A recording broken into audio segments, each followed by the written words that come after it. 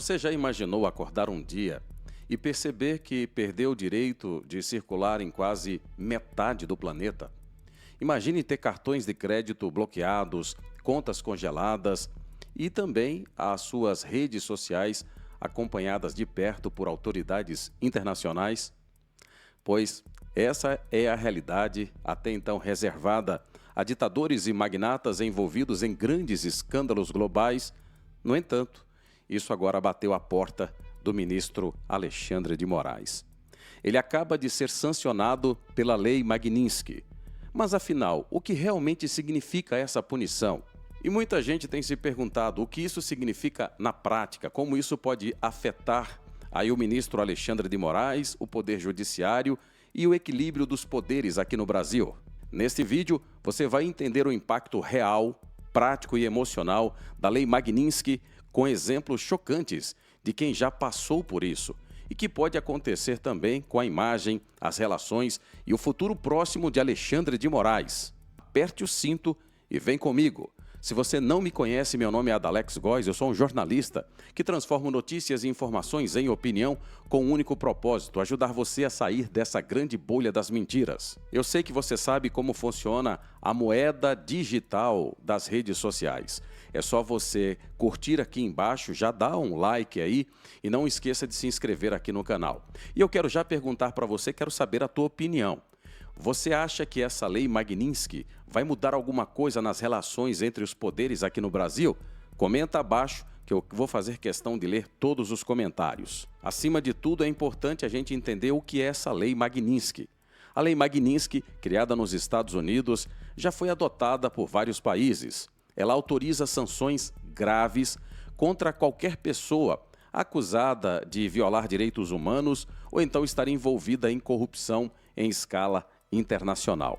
Mas ela vai muito mais além do que uma simples restrição diplomática. É um verdadeiro terremoto na vida financeira, social e até psicológica quando ela é sancionada. E vamos falar justamente sobre isso. Vou trazer aqui alguns exemplos reais para que você possa entender de pessoas que foram sancionadas por essa lei. Por exemplo, Viktor Yanukovych, que é o ex-presidente da Ucrânia. Ele foi sancionado justamente por conta de uma brutal repressão contra manifestantes em seu país. Qual foi o resultado? Ele passou a ter seus bens bloqueados nos Estados Unidos e na Europa. Ele foi impedido de viajar para dezenas de países, perdeu aliados e teve a imagem despedaçada no cenário internacional. Tornou-se virtualmente um invisível em negociações e fóruns globais. Hoje, ele vive praticamente em exílio e é visto como uma persona non grata em boa parte do mundo democrático. Mas há um segundo caso aí. Saud Al-Qahtani, ex-conselheiro do governo da Arábia Saudita, responsável por acusações graves de violação a direitos humanos e envolvido no assassinato de um jornalista. O que mudou após as sanções? Bem, ele teve perda total de mobilidade internacional. Ou seja, ele não pode viajar para basicamente nenhum lugar do Ocidente. As suas contas foram congeladas e investigações em todo o sistema financeiro global. Houve um cancelamento de contratos, afastamento de empresas e de instituições. Tornou-se como uma espécie de um leproso, né? Tornou-se tóxico, até mesmo para os seus velhos parceiros de negócios. Esses exemplos deixam claro algumas reflexões. Ninguém escapa ileso das consequências da Lei Magnitsky. E o Alexandre de Moraes será certamente mais um desses que vai entrar nessa estatística, que não vai se safar das consequências da Lei Magnitsky. Mas alguns podem se perguntar, beleza, aplicando isso aí à realidade do ministro Alexandre de Moraes, o que é que muda nessa história toda? Agora, imagine o impacto dessa bomba na rotina do ministro Alexandre de Moraes. Vamos falar sobre o peso financeiro que é. O bloqueio de contas, cartões e bens em qualquer país signatário da lei imediata e a dificuldade que ele vai ter para fazer transferências internacionais. Tem também o chamado efeito cascata, né? Bancos e plataformas digitais tendem a cortar relações por medo das sanções secundárias. Há também o segundo ponto, a imagem e as relações internacionais. Ele agora passa a ser visto, de fato, como uma pessoa que não respeita os direitos humanos. Vai haver um desgaste muito grande, gigantesco na imagem do ministro Alexandre de Moraes em âmbitos globais. Esses ministros são muito vaidosos, eles recebem convites frequentes para eventos, para fóruns, para universidades no exterior. E o que é que vai acontecer? Naturalmente, ele e quem for sancionado, né, vai naturalmente perder esses convites, né? Esses convites tendem a desaparecer do dia para a noite. Antigos aliados, especialmente de países democráticos, começarão a se afastar para não se comprometer. Há também um terceiro ponto que já se começa a perceber, que é o peso emocional disso.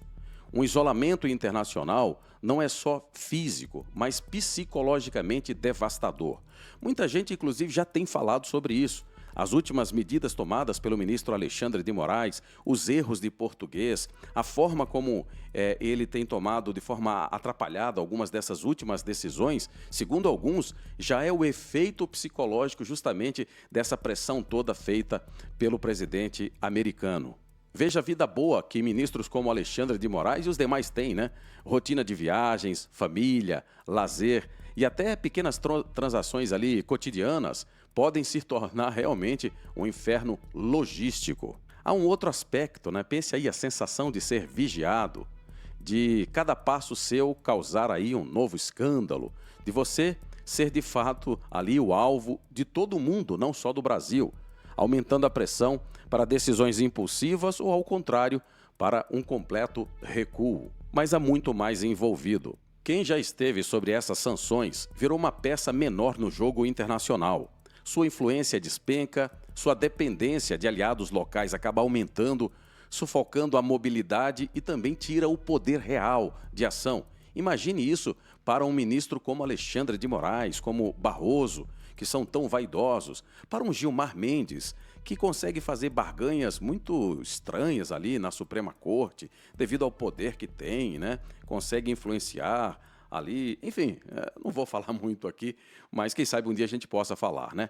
A verdade é que aqui no Brasil o efeito prático pode ser ainda mais explosivo, de ministros e empresários todos começarem de repente a repensar posturas, temendo virar um alvo também das próximas listas.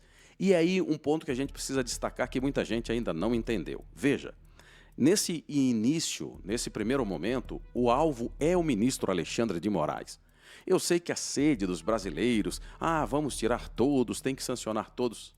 Calma, não é assim que as coisas funcionam no mundo real. E estrategicamente é preciso que a gente tenha um pouco de inteligência para entender.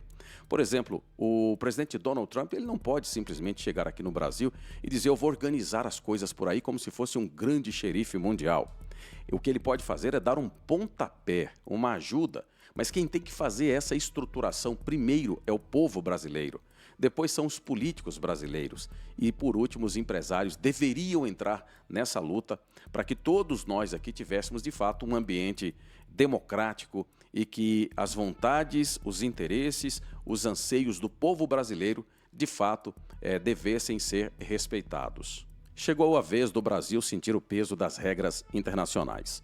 A sanção contra Alexandre de Moraes pela Lei Magnitsky não é só um aviso para ele, mas para qualquer autoridade que acha que está acima de uma lei global.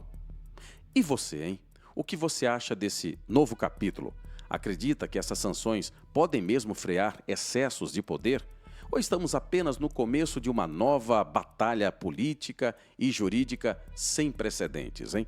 Eu quero saber a sua opinião. Comenta aqui abaixo, compartilhe esse vídeo, não esqueça aí de seguir o canal e ajude a gente a chegar aos 100 mil inscritos, que é o nosso objetivo, tá bom? Então se inscreva agora, porque só aqui a gente traz o impacto real dos fatos sem enrolação. É aqui que nós fazemos as análises mais profundas e mais aprofundadas sobre tudo o que está acontecendo no cenário político ou geopolítico nacional ou internacional. Assim, o que nós podemos dizer categoricamente é: a Lei Magnitsky chegou. Muita gente achava que não viria, outros acreditavam que talvez viesse, mas que não chegasse com tanta rapidez.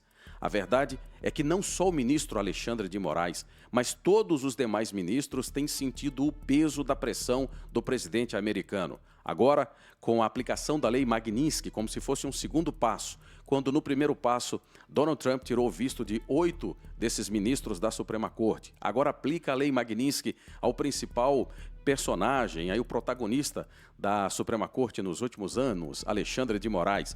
Isso certamente terá um impacto gigantesco, não só no emocional, mas na forma como esses ministros tinham se portado até agora. A verdade é que todos eles se colocavam na postura de deuses absolutos, donos absolutos da verdade, e que podiam mandar e desmandar, que podiam fazer o que quisesse, ia ficar tudo como está. A verdade é que a chegada desse xerife internacional aqui traz um lembrete importantíssimo. Esses ministros plantaram e certamente precisam colher. É claro que a tomada de decisão do presidente Donald Trump, ele é apenas a ponta do iceberg. Ele é apenas a ponta de lança para uma mudança estrutural aqui no Brasil. Mas nós precisamos assumir essa responsabilidade. Aliás, você que está aí acompanhando nesse exato momento esse vídeo, deve entender que a responsabilidade pelas mudanças do Brasil não é do Donald Trump e não é de ninguém de fora. A responsabilidade é doméstica. Nós precisamos assumir essa responsabilidade. E você faz isso à medida que se interessa, que busca informação, que busca conhecimento, que lê, que entende da política. Apenas o conhecimento é capaz, efetivamente, de salvar uma nação, de ir para o seu declínio, né, de ser totalmente destruída, erradicada. A verdade é que o povo brasileiro se acostumou muito com esse formato de terceirizar a responsabilidade. Percebe-se facilmente como as pessoas não estão muito preocupadas com política. E aí elas acabam entrando naquele jargão que tornou-se bastante conhecido nos últimos tempos. Quem não gosta de política é dominado por aqueles que gostam de política. Entenda que nós precisamos nos envolver, nos comprometer com as decisões aqui do país. Só para se ter uma ideia, por exemplo, só para você ter uma dimensão, nós gastamos muito tempo, né, do começo até o final aqui, de uma pesquisa, para gravar um vídeo, fazer tudo, são em torno aí de 4 horas. E o que se pede das pessoas, em via de regra, é comentem aqui abaixo, curta aí, se inscreva no canal. E muitas pessoas, a grande maioria esmagadora das pessoas, vem para cá, assiste o conteúdo, não se inscrevem, não curtem, não comentam. Quer dizer, veja só, é uma ação simples, né? Mas isso demanda da sua parte, da pessoa que está acompanhando aí, uma ação específica para que esse conteúdo possa chegar a mais pessoas. Mas nem isso muita gente faz. Você entende como é que é? Como falta comprometimento do povo brasileiro?